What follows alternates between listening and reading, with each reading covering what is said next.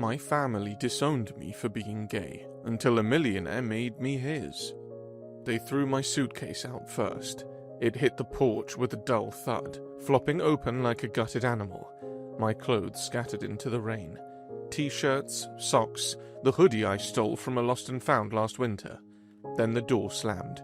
No yelling, no dramatic final words, just the lock clicking shut like a period at the end of a sentence. That was it. 17 years old and already done. Finished. Kicked out for saying 6 words too many. I'm gay. Please don't be mad. Turns out they were mad, and now I was soaked and starving and very, very alone. I spent that night behind a church, curled up on concrete with my bag half zipped and my shoes still on. I didn't cry, not then. That part came later. Quietly, in gas station bathrooms and soup kitchens, in shelters where the beds creaked and nobody used their real name. I got used to it. The noise, the hunger, the silence from people who used to call me son. About 4 months later, I was wearing a cheap white dress shirt and passing out shrimp skewers to people who wouldn't look me in the eye. It was some charity event in a hotel ballroom, marble floors, gold accents, waiters who looked like clones. I was working the gig under someone else's name. Fake ID, fake smile, real hunger. Then I saw him. Tall, dark suit, black hair slicked back like old money and sin. He leaned against the far wall like he didn't belong at all, but owned the entire place anyway. And he was looking at me. I mean really looking. Not like I was a waiter, not like I was a statistic. Just me. Our eyes met. I panicked and looked away, nearly dropped the tray. When I turned back, he was closer. "Careful," he said. His voice was smooth, low, kind of amused. "You look like you're about to faint." "I'm fine," I lied. "Sure," he said, tilting his head. "When's the last time you ate?" I blinked, swallowed. "None of your business." He didn't get offended. He just smiled, slow, like he'd already decided something. Then he handed me a card. Black, no name, just a number and the words, Damien Cross, private office, 8 a.m. Monday. I stared at it. "What is this?" "An offer," he said. "No strings, just safety." I didn't answer. He didn't wait. He just turned and walked away, leaving me there with a tray of shrimp and a heart that wouldn't stop pounding. That was the night everything changed. Not because I met a millionaire, not because he was hot or rich or mysterious, but because for the first time in months, someone saw me and didn't look away. 2 days later.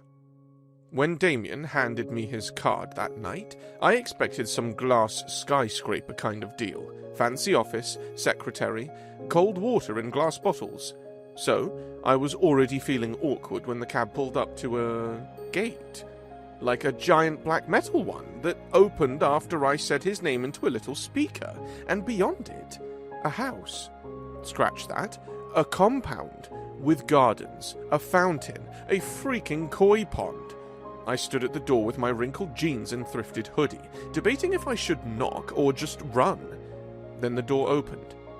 Damien leaned against the frame in a black sweater, holding a cup of something warm, looking unfairly good for 9 a.m. "You're early," he said, amused. "I thought this was an office," I mumbled. "It is," he smiled. "Come on in." Inside, it was quieter than I expected. No staff, no noise, just soft music in the background and sunlight pouring across the marble. I followed him down a hallway until we reached a glass-walled room that overlooked the back gardens. "This is the office," he said simply, gesturing to a desk the size of my old bedroom. "You work here?" He sat on the edge of the desk. "Technically, I work everywhere, but this is home base." I looked around, at the double monitors, the files, the blueprints. "What do you do?" He smirked. "Real estate, mostly. I flip things. Buildings, companies, art, sometimes people's careers." I blinked. "People?" "I invest in potential," he said, "and I'm rarely wrong." He looked at me when he said it, like I was something he already knew the value of.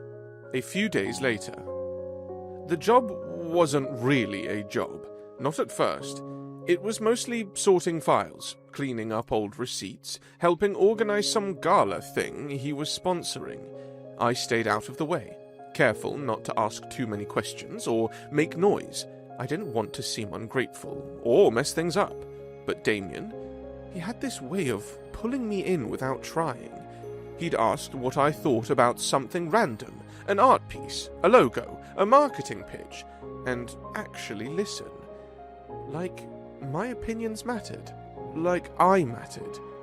Some days we'd work in silence, sipping coffee across from each other, eyes flicking up between emails and spreadsheets. Other times, he'd make a joke so dry I didn't even realize it was funny until I was already laughing. And every time he smiled at me, really smiled, it felt like sunshine in my chest. Warm, steady, dangerous. That night, when the lights dimmed and he loosened his tie, I had to remind myself to breathe, because there was something in the way he looked at me sometimes, something patient, like he was waiting, not for me to mess up, but for me to choose, and I knew why.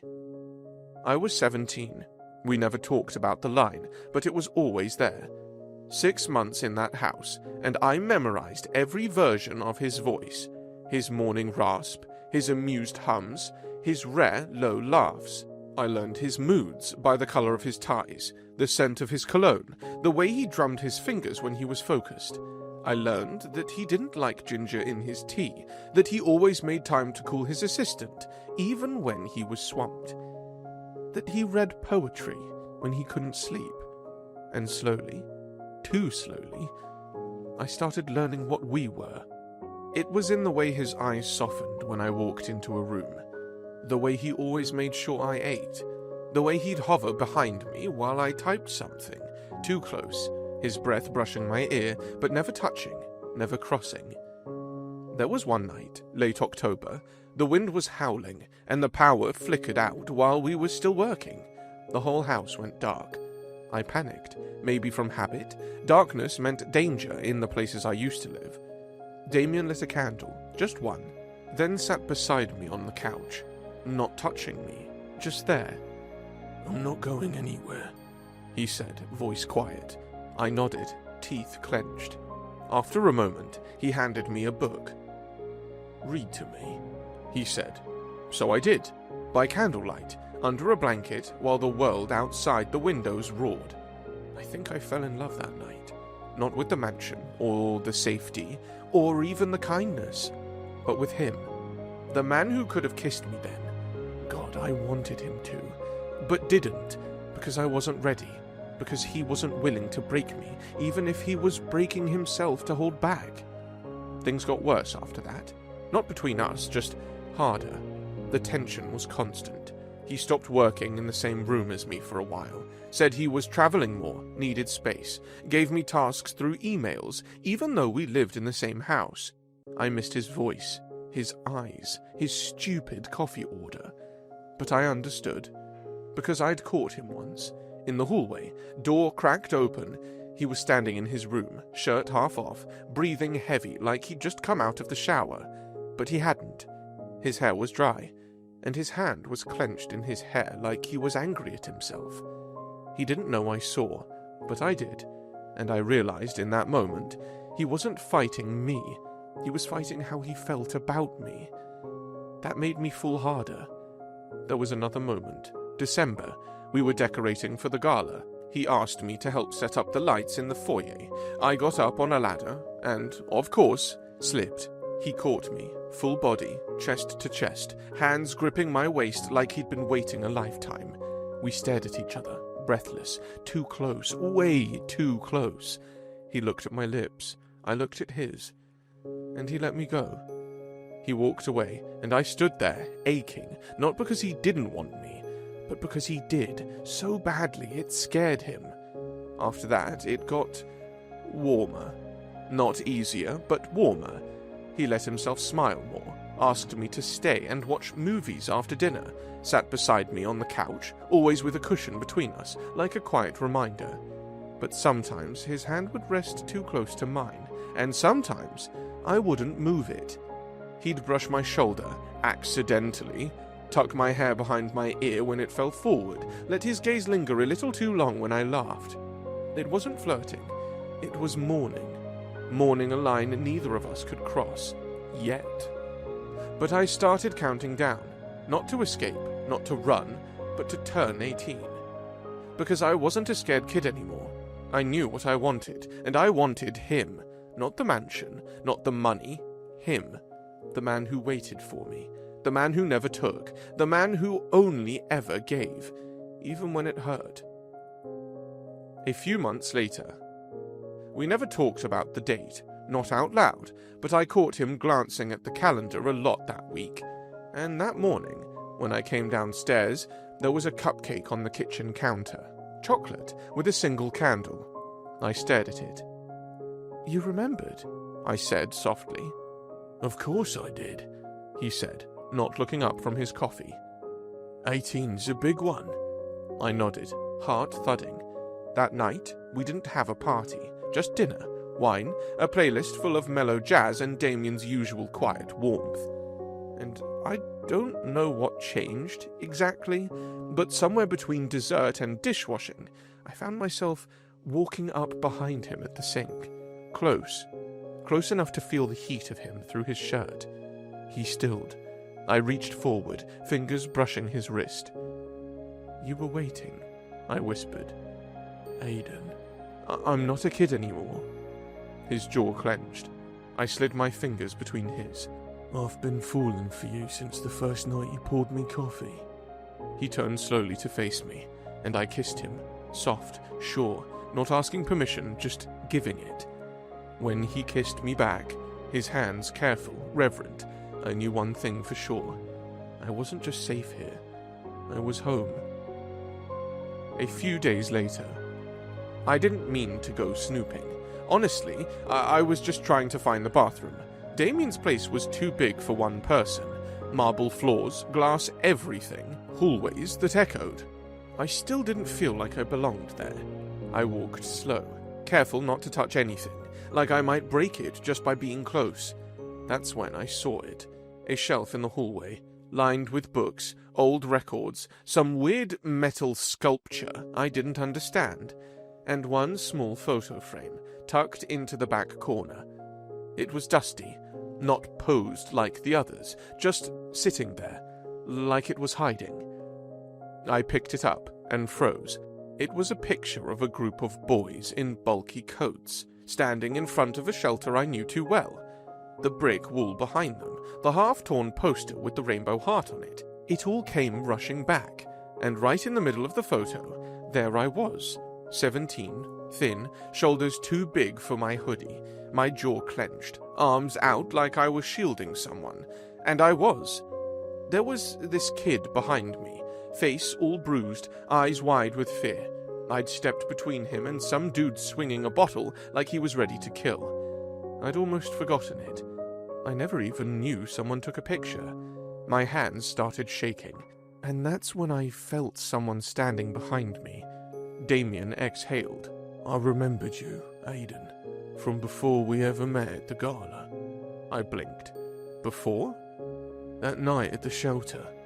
I was just there volunteering, checking on some programs I helped fund. I saw you stand up to that guy with the bottle. You shielded a kid half your size." He shook his head, almost smiling. "I never forgot it. When I saw you again at the gala event, I knew immediately." There was a gentle ache in his voice. "It wasn't luck or fate. I recognized you. I wanted to give you the chance you deserved." "You kept this?" I whispered. "Yeah," he said quietly. "I did." I turned. "You were there?" "I was. Not long. One night. I just started donating quietly. No PR, no media, just funding where it was needed. I stopped by that night, saw it happen." My throat closed. "Why didn't you tell me before?" "I didn't want you to think I was trying to play hero," he said. He stepped closer, gentle, like I was glass. I remembered your face, Aidan, that night. You looked like the whole world had tried to crush you, and you still stood between someone else and the worst of it. I never forgot that. He reached out, took the frame from my hands, set it back down. I didn't fall for you because of that moment, he added, but it's when I started hoping I'd get to know you. I didn't say anything, couldn't. I just stepped forward and let him hold me. His arms strong, his chest warm, his heartbeat steady beneath my cheek, and for a second, I didn't feel small anymore. A few months later, I didn't want red carpets or magazine covers or people whispering when I walked into a room. I just wanted quiet, a place where I could sleep without shoes on, a door I could lock from the inside, a job that didn't depend on fake names or side glances or looking normal. Damien understood that, more than I expected him to.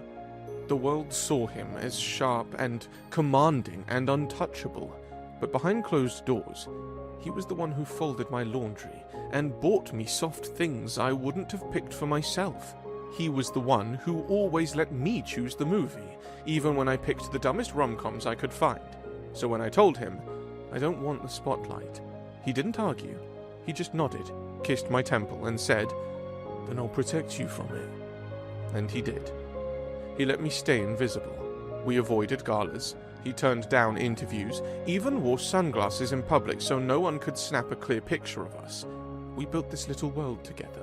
It wasn't perfect, but it was ours, until someone broke the rules. It started small, an article in some gossip blog. Mystery boyfriend spotted with Damien Cross. Sources says he's not rich. The photo was grainy, my face turned away, but someone zoomed in on the pink in my hair. The next article was bigger. Someone matched the photo to old shelter records.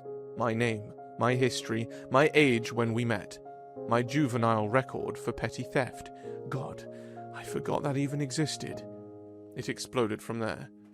From homeless to high class, who is Damien Cross's boyfriend really? I felt like I was being peeled open in front of the whole world. Later that night. I didn't sleep that night. I sat on the couch with the lights off, scrolling through headlines on my cracked old phone like I was watching my life get auctioned off. There were photos I hadn't seen in years. One of me in a shelter hoodie, arms wrapped around my knees on the sidewalk. Another where I looked half asleep, taken through a smudged bus window. One reporter called me inspiring. Another called me a questionable choice of partner for a man in Damien's position. And then my phone buzzed again. Blocked number. Voicemail. I didn't check it. I just stared at the screen, and then it buzzed again. This time a text from my mum. We saw you on the news. We're proud of you. Can we talk? I didn't cry. Not because I wasn't hurting, but because it felt fake, like I was watching it all happen to someone else. The next day, they were at Damien's gate, in the same car they used to make me sit in the back of. My mum waved at the security camera like it was a reunion special. My dad had a goddamn pie, like we were in some Hallmark movie. Baby, she said when the intercom crackled on. You look so good. You've done so well. My hand hovered over the button. I didn't press it. I just walked away. But that didn't stop them. They kept coming back, messaging me, posting about me on Facebook, acting like they hadn't told me I was dead to them just 2 years ago. It was like watching ghosts crawl out of my past wearing costumes, like they thought if they smiled big enough, I'd forget everything. But I didn't. I couldn't. A few days later, they started acting like nothing had ever happened, like they hadn't thrown me out, like they hadn't called me disgusting, like they hadn't changed the locks the same week I came out. Now, they were texting me smiley faces, inviting me to dinner, posting old baby pictures of me online with captions like, so proud of our boy, love wins. It made me sick. I didn't respond at first, not even when my aunt shared an old Facebook memory of me in a Halloween costume, adding, he's always been special. We've always supported him. Bullshit. They didn't support me when I had to steal tampons from a convenience store just so the girl in the bunk below me wouldn't cry herself to sleep again. They didn't support me when I skipped meals to save for bus fare. They didn't support me when I needed it. But now that I was with Damien, now that my name was trending next to his, suddenly they wanted family dinners. So one night I said yes, just to see. We met at a fancy restaurant they chose. They were already seated when Damien and I walked in. My mum was wearing a dress I'd never seen, makeup done, nails polished. My dad stood up to shake Damien's hand, like they hadn't threatened to call the cops on me 2 years ago. "Look at you," my mum beamed at me. "You're glowing. This life suits you." I sat down, said nothing. Damien didn't speak much either, just observed, quiet, always watching. We ate. I pushed food around my plate, and then, of course, came the real reason they invited me. "So, I've been thinking," my dad said, casually folding his napkin. "I've, been between jobs lately." I didn't say anything. He looked at Damien. "You must know people, investors, clients. I'm not asking for much, just a meeting, an introduction." "Excuse me?" I asked. He smiled like he was being reasonable. "You're in a good place now. It wouldn't hurt to help your old man out." Old man who called me a slur, old man who slammed the door, old man who didn't even leave me a blanket. "You want me to ask Damien to get you a job?" I said flatly. He nodded, shameless. "I've got experience, sales, management. I just need the right door opened." I laughed, not because it was funny, but because I didn't trust myself to cry.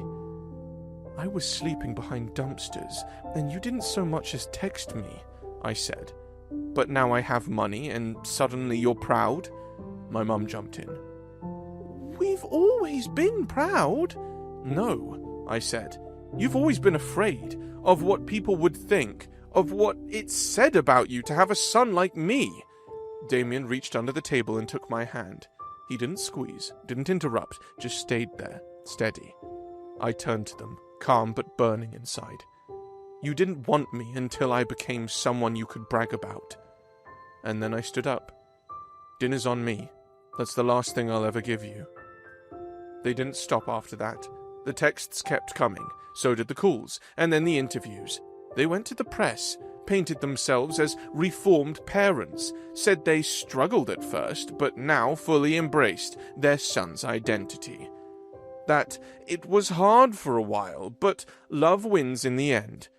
Every time they opened their mouths, the story changed. They weren't ashamed anymore. They were cashing in. I saw a clip of my dad on some morning show saying, "We're just happy he's found love. Damien's a great influence on our boy." Our boy. The one you didn't want. The one you left on the sidewalk in the rain. The one you tried to erase. Damien saw it too. He didn't say anything, but I saw the tension in his jaw every time someone said their names. Eventually, I asked him, "Do you think they'll ever stop?" "No," he said. "Not as long as there's something to gain." So I made a decision. I stopped running. I stopped hiding. I sat down and wrote a post. Long, clear, honest. I told the truth. About getting kicked out. About the shelters. About how I met Damien. About how I survived. And I ended it with, "You don't get to own my pride just because it's profitable now. You can't brand yourself as a loving parent when your love had terms and conditions." It went viral in less than an hour. Support flooded in, messages from strangers, stories from other kids, real families who did stand by their children, shelter directors, activists, queer elders. And Damien? He held me that night. Didn't say a word, just curled around me like armor, like home. Over half a year later, the first time I saw the house again, I felt nothing. Not anger, not grief, just air in my lungs and the sound of gravel under my shoes. It looked smaller now, less like a prison and more like a stage I outgrew. Damien bought it 6 months ago. Didn't tell me at first, just quietly made an offer through a broker, signed the deed, and handed me the keys with a soft smile. I didn't ask why. I already knew. He didn't want it, but he knew what it meant for me to own it, to take back the space where I was broken. So, when we decided to host a charity gala to raise funds for LGBTQ+ shelters, I knew exactly where it should happen. Here, in the house they said I didn't belong in. The night of the gala, the house was unrecognizable. String lights across the lawn, velvet runners on the stairs, waiters in black ties passing hors d'oeuvres to Hollywood stars and tech moguls, and drag queens in 6-inch heels. There were rainbow flags lining the hedges, and in the front yard, a neon sign glowing. The Cross Home fundraiser. Every kid deserves a key. I wore a white suit, simple, clean, mine. I'd spent months prepping, telling my story on panels, shooting promos, visiting shelters, sitting with kids who reminded me of myself at 16, wide-eyed and bitter and brave. The donations poured in. We passed 1 million before the first guest even arrived. And somewhere in the middle of it all, between shaking hands and giving speeches, I saw him, my father, standing near the bar in a rented tux, holding a drink like he had any right to be here. His arm draped awkwardly around my mother's waist, like they were trying to pose for a photo that hadn't been asked for. He hadn't been invited, but he came anyway. Damien moved to intercept him, but I stopped him. "No," I said. "Let him watch." I stepped on stage when the room hit its peak. Press everywhere, phones recording, champagne glasses raised. I cleared my throat, took the mic, looked over the crowd, past the lights, past the cameras, and landed my gaze right on him. "My name is Aiden," I said. "I was kicked out of my house when I was 17 for being gay. This house." A ripple moved through the crowd. I smiled, calm, steady. "And tonight, I'm standing here inside it, hosting a fundraiser that raised over $2 million for shelters, just like the one that kept me alive when my family wouldn't." Applause. A tear. A flashbulb. I kept going. This house used to represent shame.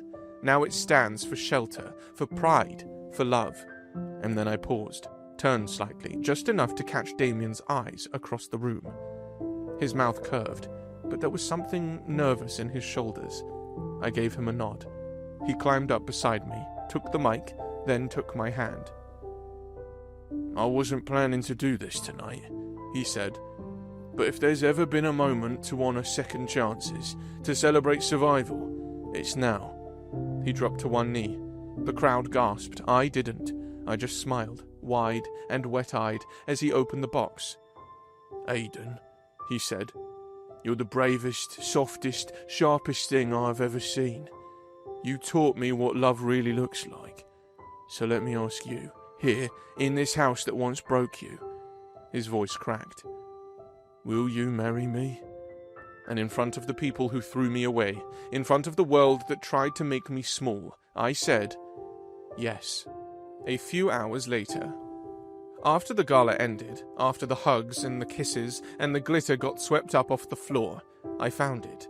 It was stuffed into a drawer in Damien's office. Old envelope, worn corners, tucked beneath a box of cufflinks he never wore. I don't know why I opened it. I wasn't snooping. I was just putting something away. I swear. But the paper inside had my name written across the back. Not my name now, my name from the shelter. I turned it over and read, "To the boy I saw outside that shelter, you reminded me of someone I lost. The way you stood there, defiant, scared, impossible to ignore, it brought it all back. There was someone once. He loved me before the world knew my name, before the company, before the suits. He died. I thought I'd buried him with it. But then I saw you, and suddenly, I wanted to remember." I read it 3 times. My heart cracked in places I didn't know were still soft. Was that what I was? A ghost of someone else? A memory he wanted to rewrite?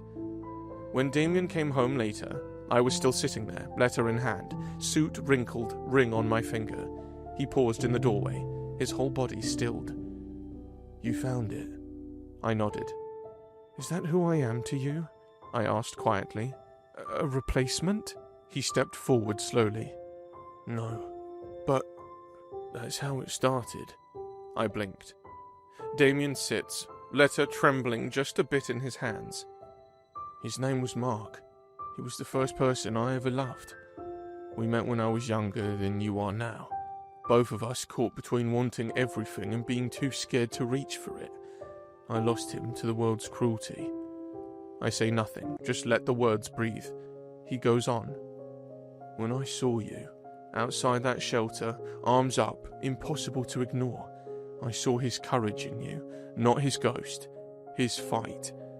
I never wanted to turn you into someone you're not. Loving you scared me because I knew this time I had to love better, freer, truer. He sets the letter down. That's the only way I know how to honour what I lost and love what I have.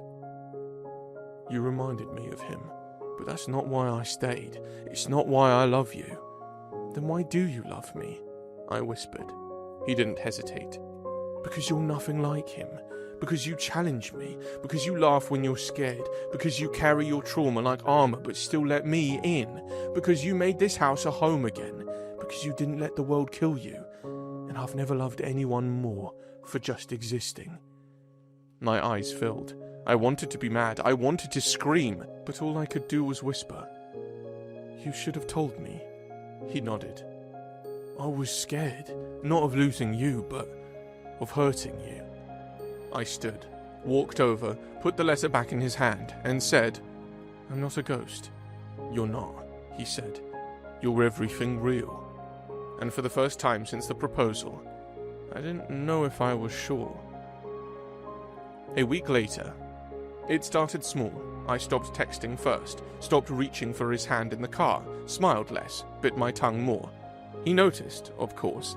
Damien noticed everything, but he didn't push, didn't ask why, didn't touch the space I was building between us like it was a wall I needed to finish alone. The silence wasn't cold, it was gentle, like he was giving me permission to run, if I needed to. And maybe that made it worse. 3 weeks after the gala, I stood in the kitchen, staring at the engagement ring on my finger. I hadn't taken it off, but I hadn't looked at it either. You're quiet, he said from behind me. I'm thinking. About? I turned slowly. My voice was soft, but the words cut sharp. Do you love me? Or just the version of me you saw outside that shelter? His shoulders rose, then fell. I love you. Now, all of you. But how do I know that? I asked. How do I know this isn't some rewrite, some redemption arc for you, some story you get to finish right this time? He flinched. That's not fair. No, I snapped. What's not fair is falling in love with someone who might still be chasing a ghost. We argued. God, we argued. About the letter, the past, the way he looked at me sometimes, like I was both precious and fragile.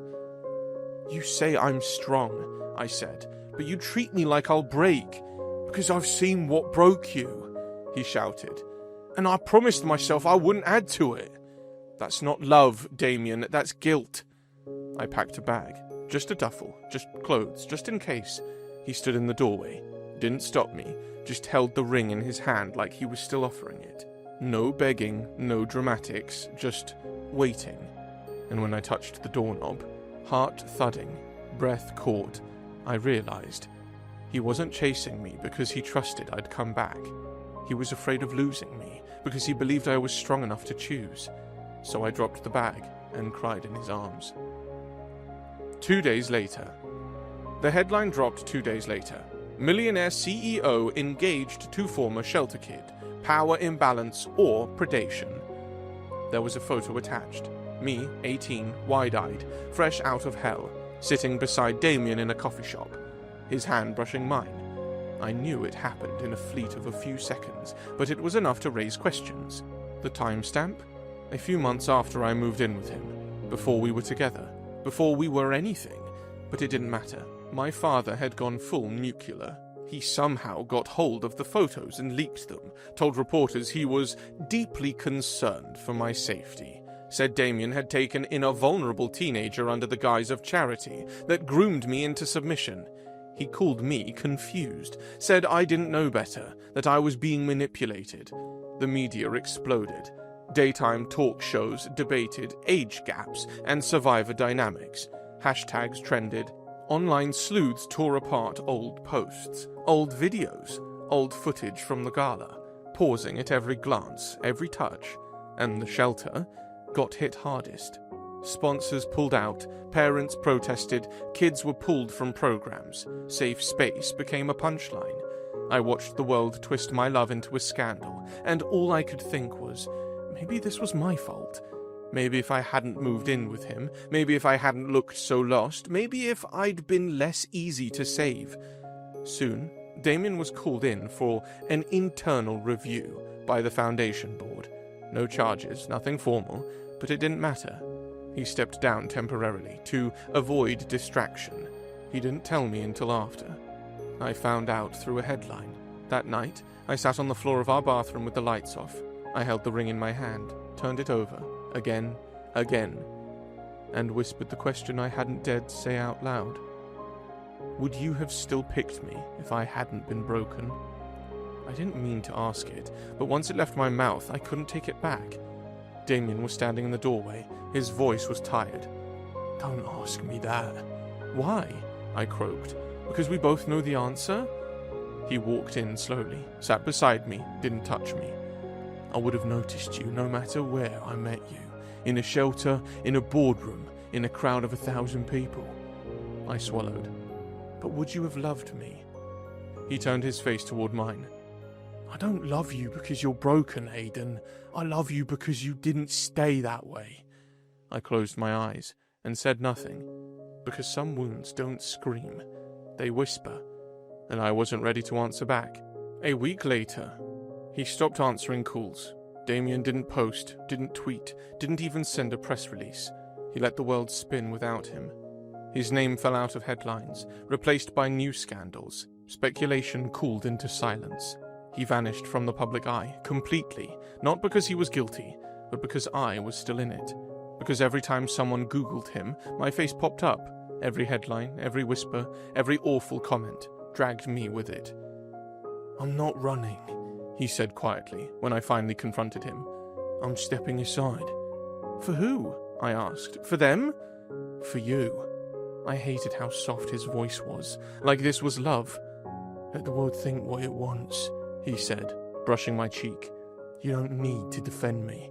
I'd rather be hated in silence than loved at your expense. He meant it. God, he meant it, and I loved him for it. But I wasn't that scared, stuttering 17-year-old anymore. I'd built myself from broken bones and unspoken prayers, and I wasn't about to let the man who saved me be turned into a villain for it. Not again. 3 days later, I walked into the studio alone. No glam team, no entourage, just me in a simple blazer, holding a glass of water I barely sipped. The interviewer looked nervous. I didn't blame him. We weren't here to gossip. We were here to grieve the narrative they'd twisted. The camera rolled, and I told the truth. I was 17 and scared at that time, I said. I had nowhere to go, no one to call. My family kicked me out because I was gay. I lived in a shelter with 3 shirts and no future. Pause. Damien didn't seduce me. He saved me. I looked directly into the lens. He gave me a room, a bed, a door I could lock, food I didn't have to beg for. He never touched me until I was ready, never crossed the line, even when I turned 18. He gave me time. He gave me respect. He gave me dignity when no one else did, not even my family. It's really twisted how we all preach about helping those in need, yet villainize the ones who actually do. So before alleging anyone's good intentions, be sure to question the intentions of those smearing the good work. Silence. Then applause. From the crew, the staff, the interviewer's eyes glossed over. The clip went viral before I left the building. LGBTQ+ icons reposted it. Activists sent flowers. Celebrities tweeted, "We believe you." Even some people who had once mocked me quietly messaged apologies. Donations to the shelter tripled. The board called Damien the next day. He was cleared, reinstated, not because he explained himself, but because I had. And as for my family, the court granted a restraining order. Public harassment, attempted defamation, emotional distress. They couldn't come near me again. Not physically, not legally, not even with a fake smile. For once, I was protected, and it felt like justice, not revenge, just peace. 2 years later, We got married barefoot, on a little beach in Positano, Italy, with the sun bleeding orange over the sea. No cameras, no headlines, just the people who mattered. Found family, shelter staff, and 2 kids we used to mentor, who now called us uncles. Damien wore white linen, I wore soft grey. Our vows weren't loud, they didn't need to be. He whispered his against my throat, voice thick. I found you in the fire, and I'll love you through every ash, every bloom, every new beginning. Mine was shakier. I spent my whole life waiting to be loved like this, and then you gave it to me. Quietly, completely. He cried. So did I. We kissed before anyone could say, you may. Later, as the sky turned lavender, we danced barefoot in the sand. No music, no rhythm, just laughter in the ocean. And when I looked at him under the stars, I didn't see a CEO or a savior. I saw home. Years later, I stood in front of a brand new brick building with a ribbon in my hand and a mic in my face. The Cross Home, a center for displaced LGBTQ+ youth. Bedrooms with murals, therapy spaces, queer-run kitchens and libraries, a garden out back. My name was on the plaque, right under Damien's. Do you ever think about your old life? Someone asked. My voice didn't tremble this time. They gave me pain, I said. Damien gave me love, and I choose love every time. I stepped down from the podium as applause rippled through the crowd. Damien was waiting for me at the bottom of the steps, hand out. I took it. He kissed my temple, and we walked back through the doors, together. Not just survivors, builders. And I think that's the thing no one tells you about happy endings. They don't come all at once. They're built, quietly, patiently, from the rubble of what hurt you, into something soft and golden and real. Our ever after wasn't perfect, it wasn't ours, and that made it everything. The end. If someone saved you, would you be brave enough to fight for it? Thanks for watching. Subscribe to become a part of our Rainbow Force, and consider joining our membership for early access and exclusive content. Stay wholesome.